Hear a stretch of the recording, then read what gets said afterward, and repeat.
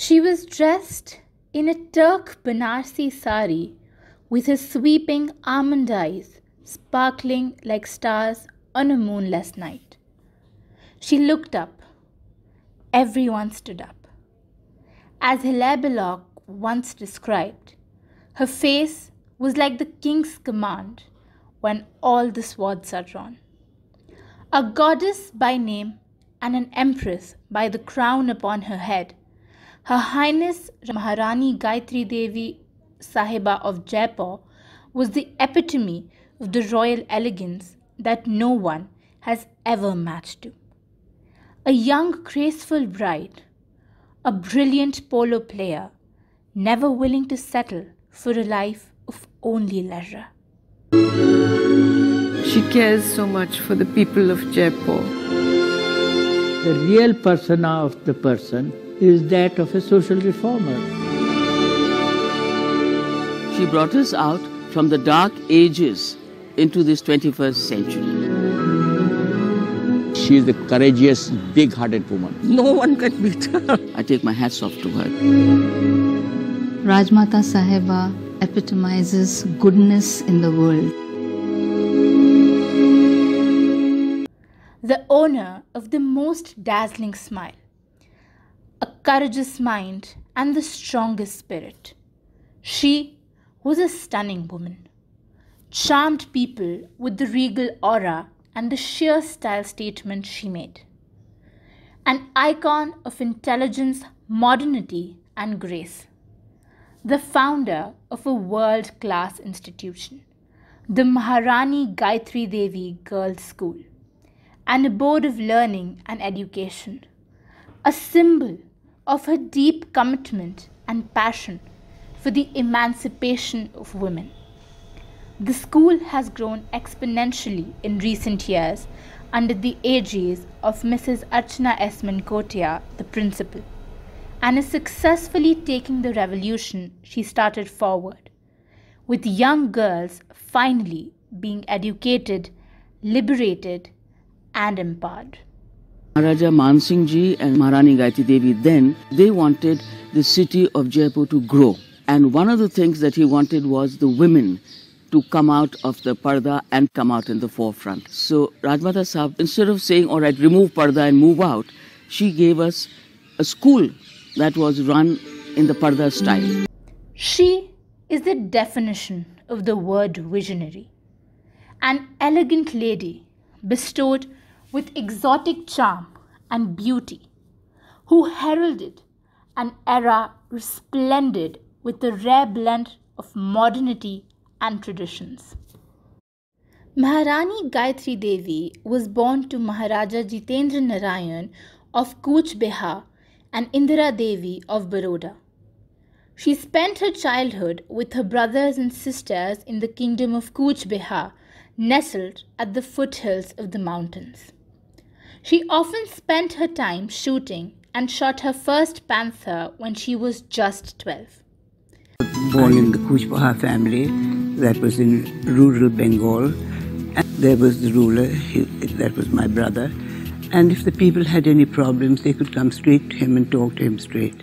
And Aisha, as she was fondly called, made sure she used her privileged position to amplify others' voices her entire life. Her grandmother and her mother both had a substantial influence on her nature. All three quite free-spirited and bold in their actions. An alumna of London's Glendower Preparatory School, Brilliantmont, the most fashionable and exclusive finishing school for debutantes, Path Bhavan of Vishwa Bharati University Shanti Niketan. Maharani Gayatri Devi moved to Jaipur after being married to the King of Jaipur, His Highness Maharaja Savai Man Singh II. Once she moved to Jaipur, she was faced with criticism in her ways of expressing herself and her lifestyle. She did not backpedal from the cold response, and very soon the public warmed towards her and embraced her. She adjusted to the life of formality and restrictions. But rather undeterred, she brought the palace women forward from their limited lives with her authority. She led the women of Rajasthan from the parda to the parliament. My husband said to me, I must have been about 22 at the time, he said, I wish we could get rid of the parda system. So I said, nobody approves of me. I mean, they used to talk about my going riding in the open, but obviously I had to, and wearing breeches and things like that. So I said, nobody is going to approve of me, but I said, if you give me a girls' school, within 10 years, I promise you, parda will break. So Maharan Gayatri Devi School started. A woman of varied, carefully cultivated interests, she played polo and was known to be an ace at it. She was also fond of collecting luxury cars. A bold and liberal visionary who worked relentlessly towards the emancipation of women, she refused to be bound by society's traditions and expectations. Her attire, her words, her actions, everything reflected who she was, as a person bold and free.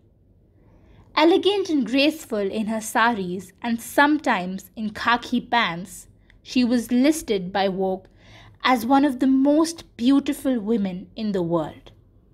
She was a dream in saris and jewels.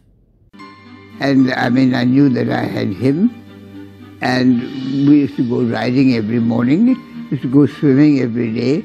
I used to play tennis every day. All the women were in parda and nobody went out. I activated the ladies' club because it was almost dormant. First, Highness used to go there quite a lot.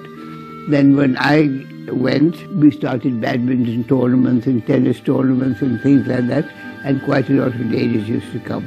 Everyone was dying to come out.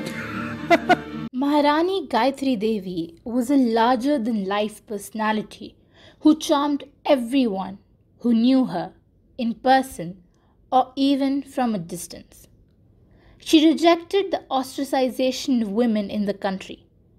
She didn't just confine herself to the life of opulence and comfort she would have had as the queen, but chose to work for the causes that she cared about. She was actively involved in politics and joined the Swatantra Party. She won her first election in 1962 by a landslide, a win that was recorded in the Guinness Book of Records. Hearing of her achievement, President John F. Kennedy introduced her as the woman with the most staggering majority that anyone has ever earned in an election. She faced many hardships in the coming years, losses of loved ones, incarcerations and whatnot. But her difficulties did not deter her will to live. She faced every hardship with a brave heart. She had an untamed, immortal flame within her. Know that it can't all be wiped out, that would be absolutely impossible, but something ought to be done for the poorer section of society. It doesn't seem to exist. A desire to uplift her subjects, a dream to make her people outshine in the world, and a wish to contribute to the progress of her nation. She loved sports events, being a fine horsewoman herself. She remained an avid follower of polo and enjoyed breeding race horses. She was thoroughly involved in her school and everything that happened in Jaipur, and she loved to travel. Some people, no matter how old they get, never lose their beauty. They merrily move it from their faces into their hearts.